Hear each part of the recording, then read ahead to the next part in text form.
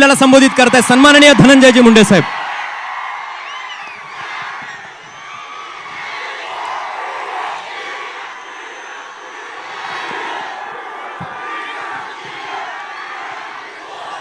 आजच्या या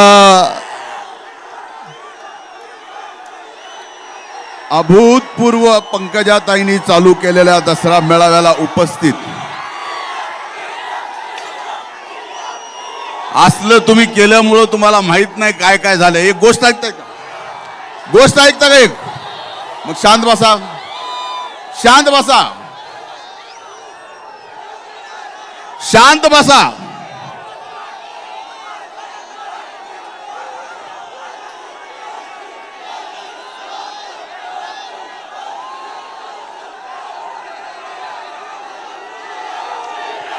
आजच्या या दसरा मेळाव्याला इथं उपस्थित आपल्या सर्वांच्या लाडक्या, माझ्याही लाडक्या भगिनी, राज्य मंत्रिमंडळातील मंत्री पंकजाताई गोपीनाथरावजी मुंडे, व्यासपीठावर उपस्थित माजी खासदार माझ्या भगिनी प्रीतमताई,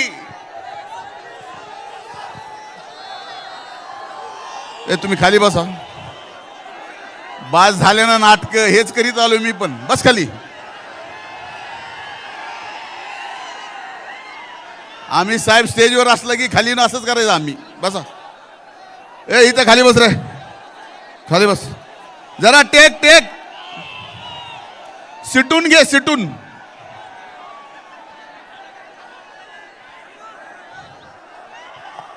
व्यासपीठावर उपस्थित आदरणीय जानकर साहेब, व्यासपीठावर उपस्थित सर्व मान्यवरांची नावं घेता येतील. आपण बराच वेळ झाला इथं अगोदरपासून पोहोचलात. आम्हालाही इथं यायला अर्धा तास वेळ गेला. ताईंनी त्यांच्या भाषणामध्ये या गोष्टीचा उल्लेख करावा की आजपर्यंत स्वर्गीय मुंडे साहेबांचा या विजयादशमीच्या दसरा मेळाव्याचा अभूतपूर्व मेळावा जर कुठला असेल तर तो आजचा आहे. आणि आज इथं उपस्थित दसरा मेळाव्याला आलेल्या सर्वांना मी नतमस्तक होऊन दंडवत घालतो की आपण एवढं प्रेम मुंडे कुटुंबावर, पंकजाताईवर या ठिकाणी दाखवता.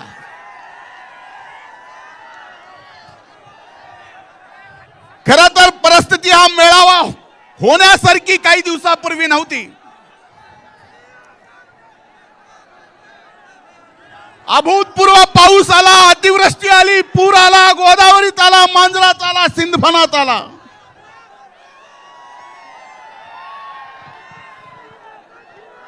भयंकर शेतकऱ्यांचं संकट, शेतकऱ्यांच्या समोर संकट आलं. तसलं संकट असताना माझी आणि ताईंची चर्चा झाली की आपण काय करावं. पण ताईंनी निर्णय घेतला, काही जरी झालं तर या दसऱ्याची परंपरा मोडायची नाही. मी ताई आपले मनापासून अभिनंदन, आभार मानतो. आज शेतकरी अडचणीत आहे. इथं आलेला प्रत्येक जण शेतकरी आहे, शेतमजूर आहे. आज अभूतपूर्व नुकसान झालंय, मान्य करतो. आज मी मंत्रिमंडळात नाही, फक्त आमदार आहे. पण माझी बहीण मंत्रिमंडळात आहे. आणि शेतकऱ्याच्या शेवटच्या टोकापर्यंत शेतकऱ्याला जास्तीत जास्त मदत आपल्या पंकजाताई महायुतीच्या सरकारकडून मिळून दिल्याशिवाय राहणार नाहीत. हा विश्वास मी या निमित्तानं आपल्या समोर व्यक्त करतो. खरं ही दसऱ्याच्या मेळाव्याची परंपरा, जे फक्त घोषणा द्यायला आले त्यांना मेळावा कधी सुरू झाला, पहिला दसरा मेळाव्याला कोण आलतं काय माहित नाही. तुम्ही बोलू द्यायला आलात का बंद करायला आलात? तुम्हाला कसं समजू? मला सरळही समजून सांगता येतं आणि उलटही सांगता येतं.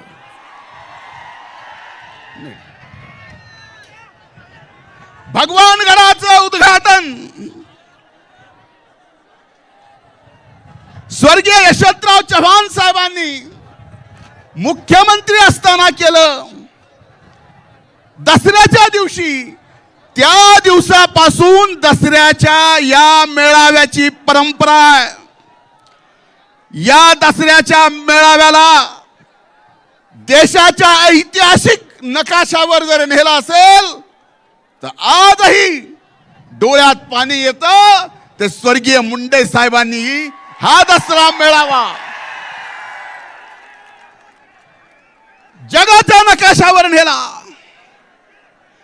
आणि आज अभिमान वाटतो मला माझ्या बहिणींचा, पंकजाताईचा आणि प्रीतमचा सुद्धा, की साहेब गेल्यानंतर सुद्धा असंख्य अडचणीत तुम्ही ही परंपरा चालू ठेवली आहे.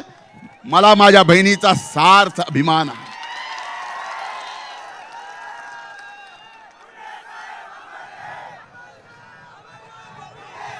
आम्ही लहान होतो, लहान असताना स्वर्गीय मुंडे साहेबांसोबत, स्वर्गीय अण्णांसोबत त्यांच्या हाताच्या बोटाला धरून दसरा मेळावा भगवानगडावर जाऊन पाहायचो. हा दसरा मेळावा साहेब नेहमी सांगत की ही विचाराची देवाणघेवाण आहे. मी देवाणघेवाण बघत असताना पुढे आलो, परत मागं बघितलं, पुढे आलो, परत मागं बघितलं. मग मागच्या दसऱ्याला मी होतो.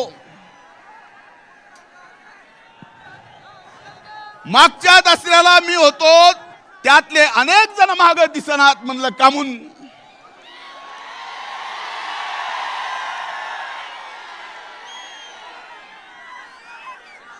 पुढे निवडणुका नाहीत असं त्यांना वाटतं. पण एक लक्षात घ्या, कुणी जर हा विचार घेऊन संबंध इथं आलेला प्रत्येक जाती पाती धर्मातला बाबांचा भक्त, स्वर्गीय मुंडे साहेबांचा अनुयायी, या सगळ्याला संपवायला कोण जर निघाला असेल तर त्याला कधी 10 जन्म सुद्धा संपवता येणार नाही. काही जण म्हणले स्वर्गीय मुंडे साहेबांचं आता सगळं संपलं. माझं आपल्याला एवढं सांगणं, अनेक जणांना हे ऐकायचंय, कारण मी बरेच दिवस झालं ताई बोललोच नाही. मैंने सोचा कि इस सफर में खामोश रहना ही ठीक है, ना कुछ करते हुए बिना वजह गालियां खाइए. पण आज आपल्याला सांगतो, मी विद्यार्थी चळवळीपासून ज्या वेळेस ज्या जातीच्या आरक्षणाचा मुद्दा आला, त्या वेळेस त्या प्रत्येक जातीच्या आरक्षणासाठी भांडणारा मी एक कार्यकर्ता आहे. आणि हे तुमच्यापासलं लपलेलं नाही आहे.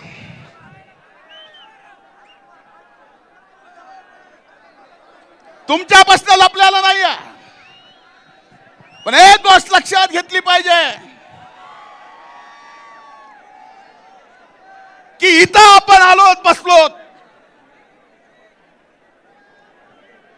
मराठा समाजाला आरक्षण दिलंय, आम्हाला आनंद आहे, कारण त्या मराठा आरक्षणाच्या चळवळीत सुद्धा आम्ही होतो. पण काही जणांना या आरक्षणाच्या आड राहून ओबीसी मधून आरक्षण घ्यायचंय. EWS, economic weaker section. एक उदाहरण सांगतो. तुम्ही ऐका की नाही ऐका, माध्यमांनी ऐकावं. ओबीसीचा आत्ता आलेला एमपीएससीचा रिझल्ट, त्याचा कट ऑफ होता 485 आणि स्पेशल विकर सेक्शनचा निकाल 450. म्हणजे 450 मार्क जर मी मराठा समाज म्हणून, इतर स्वर्ण समाज म्हणून मला जे कुठलंच रिझर्वेशन मिळत नाही, मी जर इकॉनॉमिक विकर सेक्शन मध्ये भरला असतो तर 450 पास झाला असतो. प्रमाणपत्र घेऊन ओबीसी आल्यानंतर मात्र 480 घेतलं तरी नापास आहे. कुणाला फसवताय? काही ठराविक लोकांना फक्त याबाबत स्वतःला खुर्ची मिळावी यासाठी, अरे मराठा समाजातल्या लहान मुलांना आरक्षणासाठी, नोकरीसाठी सरकारनं जे करायचंय ते केलंय. सरकार आताही करत आहे. पण आज हा मेळावा जसा स्वर्गीय मुंडे साहेबांचं नाव घेतल्याशिवाय सुरूही होऊ शकत नाही आणि संपत शकत नाही, तसं आम्हाला सुद्धा आपल्याला सांगावं लागणार आहे की आरक्षण दिलंय, आणखीन ते आमचं म्हणणं नाही. पण आता याच्यातल्या ताटातलं काढून त्या ताटात, शेवटी हा मेळावा विचाराची देवाणघेवाण आहे. जानकर साहेब बरोबर आहे. एक गोष्ट लक्षात घ्या, मी मागच्या 250 दिवसात माझ्या बहिणीला माहिती आहे, माझी बहीण तासन तास माझ्याजवळ येऊन बसत होती. अशी वाईट मानसिकता माझी झाली होती. मला आधार देत होती त्या काळात, ज्या काळात ही सर्व माध्यम माझ्या विरोधात मीडिया ट्रायल चालवत होते. त्यावेळेस मला आधार दिला माझ्या बहिणीनं, माझ्या पक्षाच्या महायुतीच्या नेत्यानं. पण मला एकच सांगायचंय,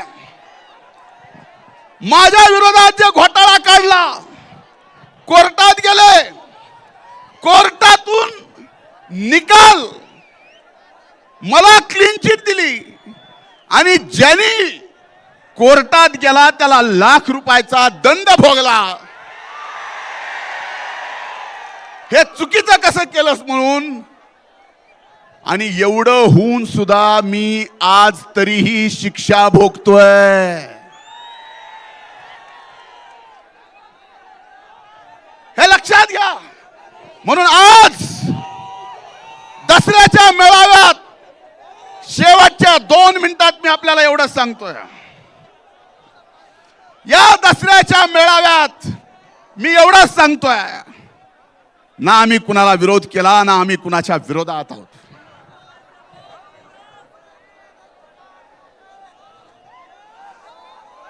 हा अध्यात्माशी आणि शिक्षणाशी जुडला गेलेला समाज आहे. म्हणून माझी आपल्याला सगळ्यांना विनंती आहे की आपल्या सगळ्याला सुरुवात करावी लागेल आणि आपल्याला सुरुवात करावी लागेल की आज जे बीड जिल्ह्यामध्ये जाती पातीचं एकमेकाला न बघणं, एका जातीचा दुसऱ्या जातीचा जिगरी दोस्त, त्यांची दोस्ती तुटली. हे वातावरण आपल्याला सगळ्याला मिळून बदलायचंय आणि सर्व जाती धर्मातला हा द्वेष पूर्णपणानं काढायचा आहे. हाच या दसरा मेळाव्याच्या निमित्तानं ताईंची परवानगी घेऊन मी संदेश देतो. इथंच थांबतो.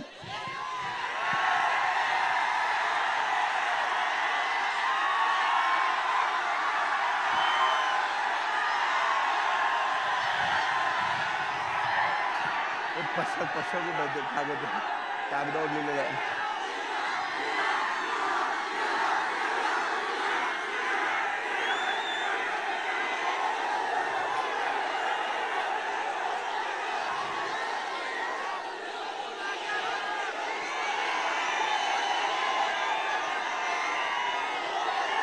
आग तो लगी थी घर में,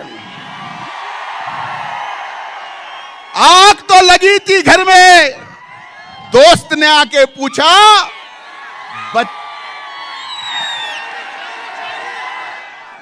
आग तो लगी थी घर में, दोस्त ने आके पूछा घर में आग लगी है तो बचा क्या है। मैंने दोस्त का कहा मैं बचा हूं, तो दोस्त ने कहा अगर तू बचा है तो जला क्या है। शेवटी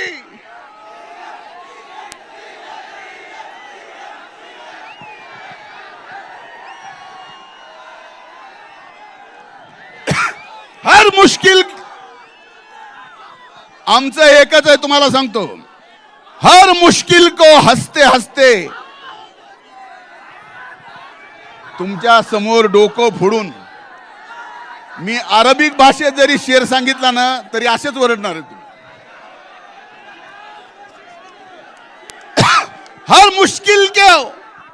हर मुश्किल को हंसते हंसते झेलते हैं हम, आम्ही सगळेच हर मुश्किल को हंसते हंसते झेलते हैं हम.